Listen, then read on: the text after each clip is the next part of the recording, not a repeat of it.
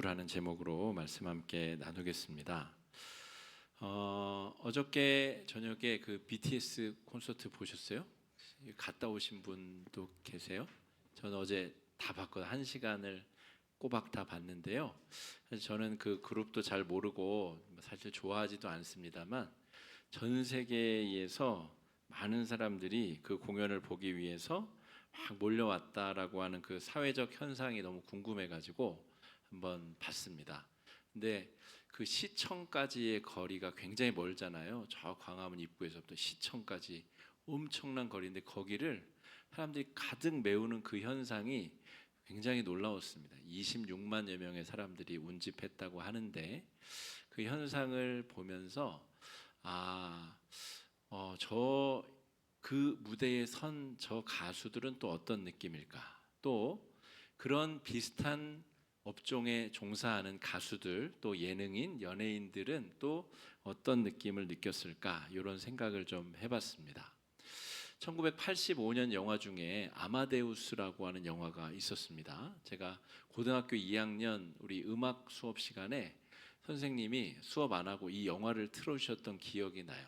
아주 좋은 스피커로 그 OST를 들으며 영화를 봤었던 기억이 나는데 거기에 모차르트, 우리가 잘 아는 그 모차르트의 열등감을 느끼는 2인자 살리에리라고 하는 사람이 등장합니다. 이 사람의 너무 유명해서 살리에리 증후군 그러면 2인자 증후군 이렇게 그냥 대명사로 쓰이기도 할 정도로 당시에 유럽은 국경의 구분이 별로 의미가 없었습니다. 그래서 이 나라 저 나라 재능 있는 사람이 저쪽에 가서 일하기도 하고 대부분의 유럽의 왕국들의 그 왕궁 음악가들은 대부분 이 이태리 사람들이었습니다. 이 살리에리도 이태리 사람이었는데 독일 지방 출신의 모차르트라는 사람이 오스트리아 빈으로 오게 된 거예요. 그래서 오스트리아 빈의 왕궁 음악가로 일하고 있었던 살리에르가 모차르트의 음악성을 보고 심각한 충격을 받습니다. 나에게는 없는 그 재능이 저 소년에게 있단 말인가 깜짝 놀라 충격을 받게 됩니다.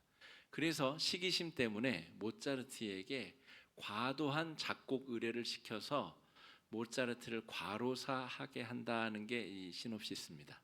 실제로 모차르트가 그렇게 죽었는지는 이제 논란의 여지가 많습니다만 이 영화에서는 그렇게 해석을 하고 있다는 거죠. 르네 지라르라고 하는 철학자가 모든 인간의 욕동은 관계 안에서만 만들어진다는 주장을 했습니다. 그러니까 살리에르가 모차르트를 만나기 전에는 별 감정이 없었, 자기 재능에 대한 별 의심이 없었는데 탁월한 사람이 나타나자 부러움과 부끄러움을 느끼기 시작했다는 거죠. 어저께 BTS 공연을 본 수많은 가수들, 예능인들이 내가 공연하면 26만 명을 모을 수 있을까? 내가 공연하면 전 세계 사람들이 저렇게 호응하고 좋아하는 일이 펼쳐질까를 생각하며 아마도 부러움도 느끼고 부끄러움도 느끼지 않았을까? 어제의 공연이 있기 전에 그런 감정이 느끼지 않았었던 사람도 그 현상을 보고 그런 느낌이 들지 않았을까 하는 생각이 들었습니다. 어떻게 보면 이 세상은 끊임없이 부러움과 부끄러움을 조장하는 형태로 굴러가게 되어져 있습니다. 끊임없이 다른 이를 보고 부러움을 느끼고 다른 이에 비해서 내가 부끄럽다고 느끼는 이것이 원동력이 되어서 세상을 돌아가는 원동력이 되도록 치밀하고 정교하게 다 구성되어져 있다는 것을 어렵지 않게 발견하게 됩니다.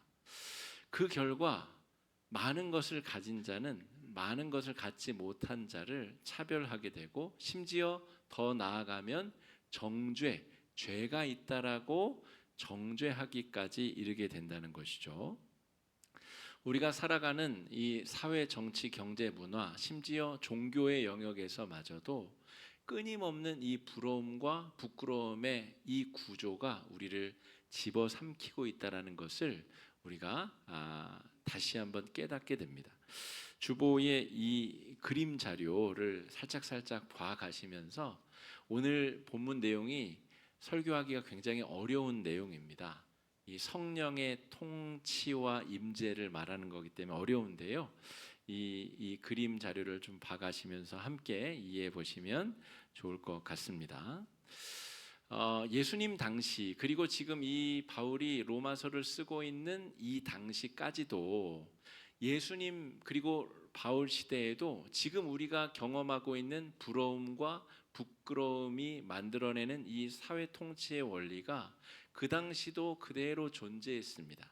다만 그 당시는 율법이라고 하는 장치를 통하여서 끊임없이 부러움과 부끄러움을 양산해내고 그것으로 사회 계층을 만들어내고 위에 있는 사람들은 아래에 있는 사람들을 더럽다, 죄가 있다라고 마음껏 정죄할 수 있는 그런 구조 안에 있었다는 거죠. 제가 수요기도회 또 몇 주간의 설교를 통해서 말씀드렸다시피 예수님 당시의 성경 시대에는 예루살렘에 있는 종교 지도자들이 죄를 사할 수 있는 기득권을 자기들이 독점했습니다. 보통 죄를 없애기 위해서는 재물을 가지고 성전에 가서 제사를 드려야 되는데 가난하고 돈이 없는 사람들은 이미 그 자격 자체가 배제된 사람 삶을 사는 경우가 많았습니다. 예를 들어서 100만 원을 버는데 그 중에 로마에서 세금을 50만 원을 가져갑니다. 나머지 50만 원은 그러면 다시 분봉왕과 지역 토호들에게 또 자기가 빌어먹고 사는 그 땅의 주인에게 또 30만 원을 뺏깁니다. 그러니까 100만 원 벌어서 20만 원으로 살아야 되는데 먹고 살아야 되는데 죄를 지으면 죄를 없애기 위해서 양을 가지고 예루살렘에 갔다 오는 비용이 30만 원입니다. 게다가 그 30만 원으로 제사를 드릴 수 있을지 없을지도 모릅니다. 갔는데 대제사장이 빠꾸 다시 이거 안 돼. 그러면 정해진 상점에 가서 50만 원짜리 양을 사다가 제사를 드려야 됩니다.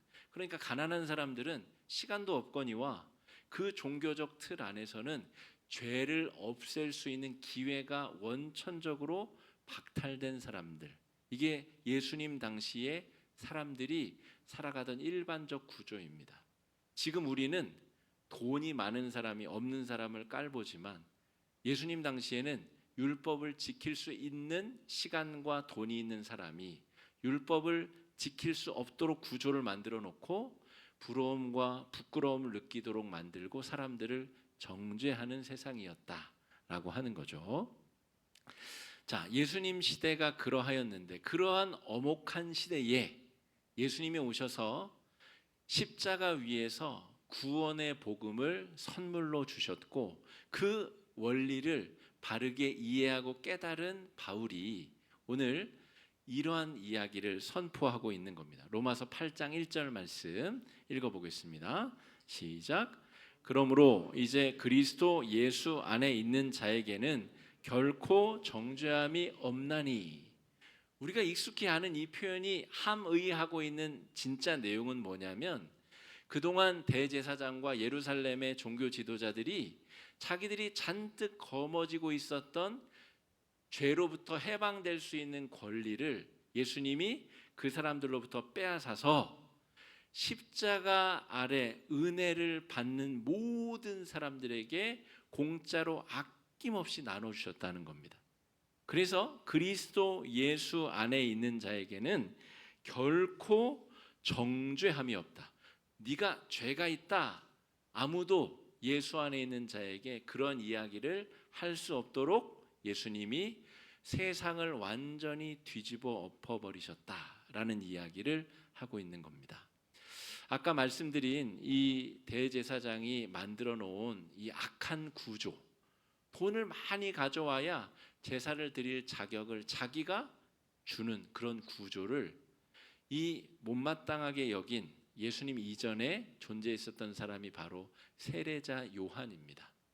요한은 광야에 살면서 청빈한 삶을 살다가 가끔 요단강에 나와서 사람들을 불러 모아서 침례를 베풀었습니다. 물에 풍덩 잠갔다가 나오는 의식만으로도 제사를 드리지 않아도 죄가 씻음 받을 수 있다.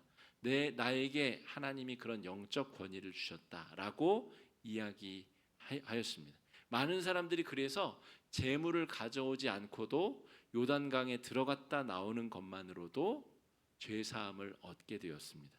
그런데 예수님은 요단강에 갈 필요도 없다는 거예요.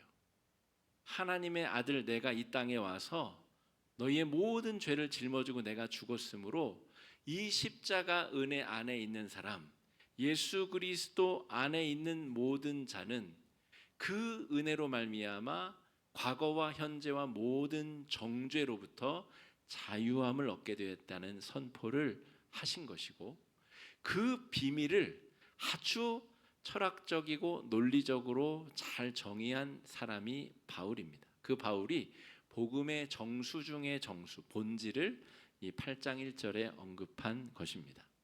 여러분, 이 사건을 구약 성경의 예로 빌자면 출애굽 사건과 비교할 수 있습니다. 당시에 가장 강력했었던 군사력을 가진 제국이 이집트, 애굽 제국인데, 오늘 이집트 선교사님 오시죠? 그 이집트 제국의 노예들이 200만 명이 우리가 자유를 쟁취하겠다 그리고 자유를 얻어낸 것이 아니라 스스로는 그럴 능력이 없죠. 하나님의 직접적 개입으로 10가지 재앙으로 말미암아서 자유가 그들에게 은혜로 선물로 주어진 사건이 출애굽 사건입니다. 본래 노예였고 자신의 능력으로는 자유인이 될 수 없는 자들이 하나님의 강권적이고 특별한 은혜로 자유를 얻게 되었습니다. 이들이 가게 된 곳이 어디죠? 약속의 땅, 가나안 땅.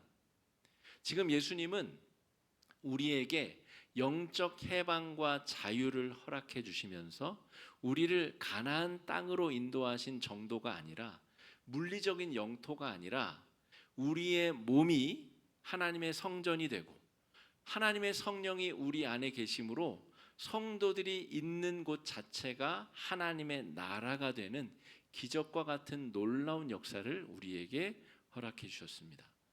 삼여성교회가 지금 일부 예배 드리신 분들이 먼저 예배 드리고 지금 식당에서 땀 흘리면서 준비하고 계십니다.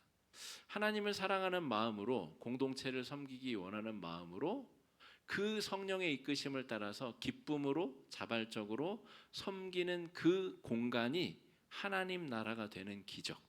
구약의 언어로 비유하자면 약속의 땅 가나안, 그것이 물리적인 땅이 아니라 성도들이 머무는 곳마다 이 성전이 흩어지면 우리의 가정과 직장과 삶의 자리가 하나님의 나라로 변화되는 놀라운 축복과 기적을 우리에게 허락해 주셨다라고 하는 거죠. 2절 말씀 같이 한번 읽어보겠습니다. 시작. 이는 그리스도 예수 안에 있는 생명의 성령의 법이 너를 해방하였습니다. 그리스도 예수 안에 있는 자에게는 정죄함이 없는데, 그런 형이상학적인 어려운 얘기 말고 그 말이 대체 무슨 말입니까? 라고 하면, 그리스도 예수 안에 있다는 말은 성령이 임재하신 사람, 성령이 임재하셔서 가장 먼저 우리의 연약함을 돌보시고, 우리가 죄 지었을 때 짐승을 찾거나 대제사장을 찾아야 되는 것이 아니라 성령께 우리의 죄를 있는 그대로 직고하고 있는 그대로 성령께 기도할 수 있도록 그 사죄의 길을 성령이 우리에게 열어주셨다는 거죠. 로마 카톨릭 얘기를 제가 자꾸 계속 우리 성경 공부 때 또 하는데요, 여전히 카톨릭 성도들은 자기 죄를 스스로 고백할 수가 없습니다.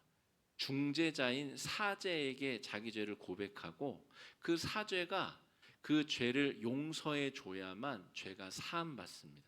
말씀대로가 아닙니다. 말씀이 아니라 해오던 관습대로 종교 지도자의 권위를 세우는 형태로 신앙이 이루어지는, 뭔가 잘못된 거죠. 그래서 우리 개혁자들이 종교 개혁을 일으킨 것입니다. 우리 안에 성령이 계신 사람은 중재자가 필요 없습니다. 목사는 하나님과 여러분 사이의 중재자가 아닙니다. 말씀을 바르게 해석하고 전달하는 도구일 뿐이지 그 중간에 있는 어떤 특별한 영적 존재가 아니라는 거죠. 우리는 성령께 우리의 죄를 그 순간 바로 자백하고 그 죄 사함을 얻을 수 있는 자격을 얻은 하나님의 자녀들이 되었습니다. 지금 생명의 성령의 법이 네 안에 너의 영의 자리에 좌정하셔서 너에게 영향력을 미치고 너를 이끄시고 주장한다면 네가 바로 그리스도 안에 있는 자이고 네가 정죄로부터 자유로운 사람들이다 라고 바울이 선포하고 있는 겁니다. 아까 모차르트와 살리에리의 예를 제가 들어드렸습니다. 여러분, 이 세상은 성령이 임재하시지 아니한 사람들은 세상의 거대한 흐름에 떠밀려 가듯이 살아갈 수밖에 없습니다. 예수님 당시에도 그랬고 지금도 그랬고 앞으로도 그럴 예정입니다. 사람들은 끊임없이 남을 부러워하고 자기 자신을 남과 비교해서 부끄럽게 느끼는 그 원동력으로 사람들은 살아갑니다. 그게 원동력이 돼서 열심히 일하는 사람도 있고 자아를 완성해가는 그런 긍정적인 영향도 있지만 그것은 하나님이 이 세상을 창조하신 근원적 섭리와 한참 차이가 난다는 것을 기억해야 됩니다. 우리는 타인과 비교당하기 위해서 이 땅에 태어난 존재들이 아닙니다. 하나님의 거룩한 형상을 지닌 존재들로 거룩하게 창조되었고 하나님과의 긴밀한 만남 속에 내가 누구인지를 알아가고 발견해 나가고 그 가운데 거룩한 하나님 나라를 창조해 나가는 하나님의 자녀들로 거룩하게 창조되고 부름받았다는 것을 우리가 기억해야 됩니다. 출애굽기의 용어로 빌자면 죄인이었는데 자유인이 되었다는 말입니다. 세상의 사람들이 부러워하고 부끄러워하면서 살아가는데 그게 영적인 죄인의 상태이고 바울의 표현을 빌자면 우리는 그리스도 예수로 말미암아 영적으로 참된 자유인이 되었다는 것입니다. 그리고 자유인들이 살아가는 땅을 하나님은 하나님의 나라라고 명령하십니다. 바꿔 말하면 성령이 우리에게 임재하시고 우리를 다스리셔서 우리가 성령의 이끄심을 받는 사람들이 된다면 내 몸이 하나님의 나라가 되고 내가 서 있는 곳이 하나님의 나라가 되고 내가 일하는 일터가 내가 존재하는 시공간 자체가 거룩한 땅, 자유의 땅, 젖과 꿀이 흐르는 하나님의 나라가 된다는 이야기를 하고 있는 것이죠. 여러분, 우리가 살아가는 세상은 끊임없이 우리에게 나를 부러워해라, 너는 부끄러운 존재다 라고 하는 압력을 끊임없이 가할 예정입니다. 과거에도 그랬고 현재도 그렇고 앞으로도 그렇습니다. 제가 어저께 그 공연을 보면서 내가 만약에 가수라면 나도 동종업에 있는 사람이라면 열패감을 느낄 수밖에 없겠다라는 상상을 해봤습니다. 저런 그 문화 속에서 저런 업적을 이룬 사람 앞에 자기를 비추어 보면 얼마나 초라하게 느껴질까. 몇십 년을 음악 활동을 했든 몇십 년을 어떤 일을 했든 저런 업적을 우연이든 실력이든 이룬 사람들 앞에 자기 자신을 세우면 얼마나 자신이 초라하게 느껴질까. 여러분, 목사도 마찬가지입니다. 다른 목회자들에게 비교하기 시작하면 한도 끝도 없습니다. 이 거룩한 화곡중앙교회 공동체를 감히 다른 교회 공동체에 세상의 잣대로 비교하기 시작하면 그때부터 지옥이 시작되는 겁니다. 목회자는 그런 함정을 조심해야 됩니다. 여러분, 우리가 예수 그리스도 안에 있다는 것은 영적인 자유인, 하나님의 거룩한 백성으로 다시 태어났다는 것을 의미합니다. 세상이 우리에게 강요하고 압박하는 그 압력으로부터 우리는 해방되고 자유롭게 된 사람들입니다. 성령께 가장 먼저 우리의 죄를 고백하고 성령께 가장 먼저 우리의 원하는 바를 아뢰고 성령의 이끄심과 인도하심을 따라서 한순간 한순간 어렵고 힘들더라도 인생길을 걸어가는 자가 하나님 나라를 살아갈 수 있는 하나님의 백성이라는 사실을 기억해야 됩니다. 우리 안에 우리를 주장하시는 성령 하나님은 이집트의 바로나 로마 제국의 이 카이사르처럼 못된 폭군이 아닙니다. 가끔 성령을 우리 점집에 있는 우리 무당들의 그 신접한 귀신들 정도로 착각하시는 성도님들이 계십니다. 하나님도 자기 뜻대로 안 하면 병도 내리고 못 살게 굴고 힘들게 한다라고 착각하는 분들이 계십니다. 성령이 그럴 것 같으면 이미 이 세상은 두 동강, 세 동강, 열 동강 났습니다. 성령 하나님은 창조 때부터 우리의 자유의지를 존중하시고 우리가 자발적으로 하나님 앞에 우리의 삶을 드리기를 기다리고 소중히 바라시는 인격적인 하나님이십니다. 제가 우리 대청소 있다라고 주보의 광고를 굳이 넣지 않은 이유는 그 광고 때문에 어떤 분들은 올 수도 없는데 괜히 또 죄책감 들고 미안한 마음 들고 그러실까 봐 그랬습니다. 헌금이든 봉사든 교회 안에 벌어지는 그 모든 일은 자발적으로 이루어져야 하나님께서 기뻐하십니다. 하나님께서 원하시는 그 놀라운 역사가 그 안에서 펼쳐지고 이루어지기 때문입니다. 그 하나님께서 우리 영에 좌정하셔서 우리와 소통하길 원하시고 우리의 이야기를 듣기 원하시고 우리에게 그 인도하심의 빛을 비추어 주시기를 원하십니다. 우리 5절 6절 말씀 같이 한번 읽어보겠습니다. 시작.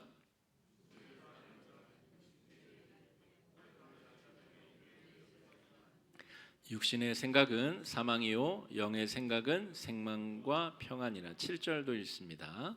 육신의 생각은 하나님과 원수가 되나니 이는 하나님의 법에 굴복하지 아니할 뿐 아니라 할 수도 없음이라. 오늘 이 로마서 8장 말씀을 읽으면서 우리 성도님들이 가장 쉽게 빠지는 해석의 오류는 무엇이냐면 영과 육을 그리스 철학처럼 이원론적으로 해석하는 겁니다. 육의 생각은 나쁜 거야. 육적인 생각은 못된 거야. 이렇게 생각하면 그리스 철학을 믿는 겁니다. 오늘 성경에서 말하는 것은 우리 영성신학에서도 수요일마다 배우고 있다시피 육이 없이 영이 존재할 수 없다는 것이죠. 영이 없이 육이 제대로 기능할 수 없는 것처럼 이분법적으로 육체의 본능적인 것이 나쁘다는 이야기를 하는 것이 아니라 바른 방향성을 지향하게 한다는 겁니다. 영의 이끄심을 우리 영의 자리에 좌정하신 성령의 이끄심과 인도하심을 따르는 사람은 바른 지향점을 가지게 된다는 것입니다. 예를 들어서 우리 청소년부 학생들도 있는데 청소년부 친구들은 특히나 더 다른 사람들이 나에게 뭐라고 평가해 주는지가 자기 자신을 정의하는 기준이 되는 경우가 많습니다. SNS에 내가 새 운동화를 사서 멋진 신발을 찍어서 쫙 올렸는데 좋아요가 100개 붙으면 내가 꽤 괜찮은 사람인 것으로 착각한다는 거죠. 심리학에서는 이것을 거울자아라고 부릅니다. 거울을 비춰서 상대방이 나를 좋다고 해줘야 내가 좋은 사람이라고 착각한다는 거죠. 그런데 오늘 바울이 이야기하는 성령의 이끄심을 받는 사람은 거울 자아가 나를 뭐라고 평가하든 상관없다는 거예요. 나의 주인이신 성령이 나를 뭐라고 평가하느냐가 나에 대한 나를 정의하는 절대 기준이 된다는 겁니다. 시험을 못 봐도 하나님의 자녀로서 성령이 이는 내 사랑하는 아들이라는 이야기를 해주시면 시험을 못 본 것과 내가 돈이 없는 것과 내가 여러 열등한 상황 조건을 가진 것과는 아무 상관없이 성령의 음성과 보호하심으로 나는 존귀하고 거룩하고 소중한 사람이라는 것이죠. 세파가 아무리 거칠게 흘러가도 부러워하고 부끄러워하는 문화를 아무리 거칠게 흘려보내도 하나님의 백성들은 성령의 보호하심과 돌보심 가운데 자기 자신을 지킬 수 있는 사람들입니다. 성령이 나를 어떻게 판단하시는가? 성령이 나를 위해 무슨 일을 하셨는가? 예수 그리스도께서 날 위해 십자가 위에서 처절히 자신의 삶을 거룩하게 낭비하신 그 은혜의 사건 때문에 나를 그 어떤 세상 사람들도 감히 판단하거나 평가할 수 없는 존재가 되어버린 것입니다. 그게 오늘 바울이 이야기하는 육의 것이 아니라 영의 것을 지향하라는 것, 우리 영의 자리에 좌정하신 성령의 음성에 먼저 귀를 기울이고 성령이 나를 누구라고 정의하시는가, 성령이 나에 대해서 무엇라 말씀하시는가를 먼저 듣는 사람, 먼저 그 음성에 기울이는 사람이 하나님 나라를 상속받을 하나님의 백성이라는 이야기를 하시는 겁니다. 여러분, 오늘 본문 내용은 한 5시간으로 쪼개서 강의로 진행해야 될 만큼 어려운 내용입니다. 그런데 여러분 받으신 요 그림 자료와 더불어서 어쨌든 핵심 내용을 잃지 않으시고 나아가셔야 내일부터 또 거친 세상에서 삶을 사시다가 다음 주일에 만날 텐데, 여러분 세상 속에서 끊임없이 우리의 직장 동료들이, 우리의 친구들이, 이웃들이 끊임없이 나에게 세상의 원리를 강요하고 부러워해라, 부끄러워해라, 너는 네가 누구인지를 세상의 원리로 자각하라는 그 요청 가운데 나를 믿음으로, 말씀으로, 은혜로 온전히 지킬 수 있으리라 믿습니다. 그런 은혜를 누리시는 귀한 한 주가 되시기를 주의 이름으로 축복합니다. 이 시간에 말씀 의지해서 함께 기도하시겠습니다. 하나님, 이 세상이 우리에게 강요하는 세상의 그 거친 세파에 떠내려가지 아니하도록 우리가 성령의 임재하심과 성령의 그 통치하심에 온전히 순종하며 믿음으로 나아가는 거룩한 주의 백성 되게 해달라고, 부러워하고 부끄러워하는 세상의 세파에 벗어나서 하나님의 자녀로 중심을 지키며 하나님의 자녀답게 살아가는 거룩한 백성 되게 해달라고 이 시간에 함께 기도하며 나아가겠습니다. 기도하겠습니다.